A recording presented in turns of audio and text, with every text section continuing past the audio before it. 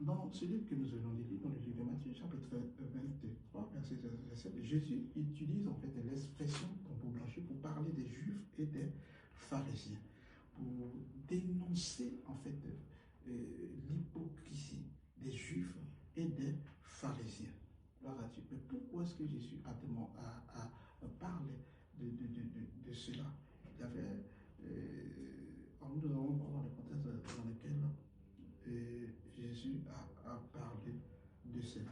Dans le contexte des tombeaux blanchis, c'est tout simplement pour dire que dans la tradition juive, amen, les tombeaux étaient blanchis. Vous voyez, vous voyez les tombes, tout un chacun de nous connaît, c'est ce qu'on appelle les tombes. Et tout ça, quand quelqu'un décède malheureusement, on va on le met dans un cercueil et tout ça, et on va l'enterrer. Et là où on enterre, ce sont des tombes. Voilà. Donc on parle des tombeaux blanchis. Et la culture juive en Israël, on blanchissait ces tombeaux-là, on mettait de la peinture blanche dessus pour orner et pour rendre agréable ces tombeaux-là. Amen. Donc, dans la culture juive, les tombeaux étaient souvent blanchis pour le rendre visible et éviter que quelqu'un ne les touche accidentellement. Amen. Donc, il faisait semblant, sinon, il peignait en fait les tombeaux en blanc de couleur blanche pour que ça soit visible devant tout le monde. Vous savez, quand quelque chose est blanc, quand un objet est blanc, on le voit facilement, puisque quand il est dans les sombres, quand il est blanc, de loin même, on s'aperçoit qu'il réellement il y a quelque chose là. Donc c'était un signe dans la tradition juive pour montrer aux personnes que là, attention, là, il y avait des tombes. Et ces tombes-là, c'était vraiment visible. Et ces tombes-là, c'était vraiment éclairées. Et donc, on ne devait pas, pour ne pas que les gens de manière accidentelle disent que non, on n'a pas vu, ils vont les déterrer, vont peut-être accidentellement aller vers cette tombe-là et soit les cogner ou faire quelque chose d'autre. Amen. Donc, selon la loi juive, toucher un tombeau rendait rituellement impur. Donc, en fait, ils blanchissaient les tombeaux pour ne pas qu'on touche ces tombes-là. Parce que de manière rituelle et dans la tradition juive, lorsque les gens touchaient ces tombeaux-là, ils devenaient automatiquement impurs. C'était un signe d'impureté chez eux dans la tradition, quand je parle de la tradition juive de l'Ancien Testament. Quand les gens touchaient les tombes, c'est comme s'il y avait aussi ceux qui étaient des lépreux étaient conduits hors du camp.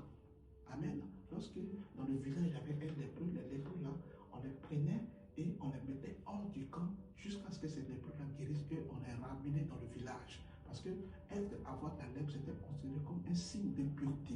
Avoir la lèpre, c'était considéré comme un signe de malchance, si on pourrait ainsi appeler cela. C'est comme ici, nos frères musulmans, ils ne mangent pas tout ce qui est tout ce qui est bien, je vais dire tout ce qui n'est pas halal.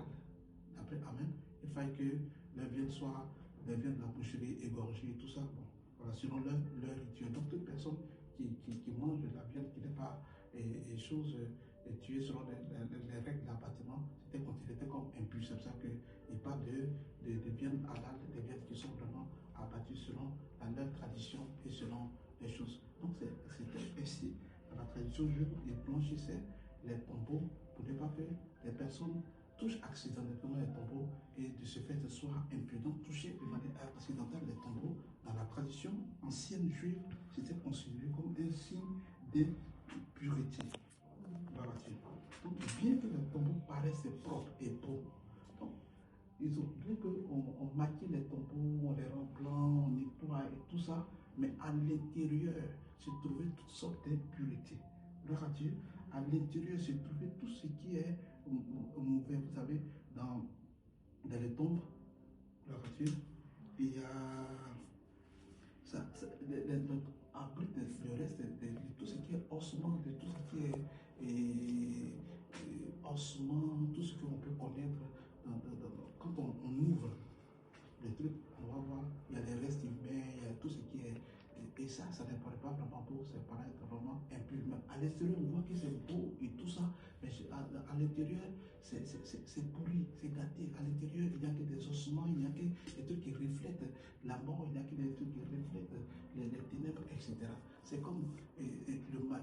Quand les hommes ou les femmes se maquiller, par exemple, ce n'est pas, même si ce sont des personnes, mais à l'extérieur, ce sont des choses qu'elles mettent sur elles, ou bien c'est des parures qui se mettent pour essayer de masquer un peu des petites imperfections, des petites impurités qui sont sur le corps, sur le visage, des personnes qui vont faire des chirurgies esthétiques pour pouvoir changer la forme de leur, voilà, de leur postérieur, pour pouvoir changer la forme de leur visage, tout ça.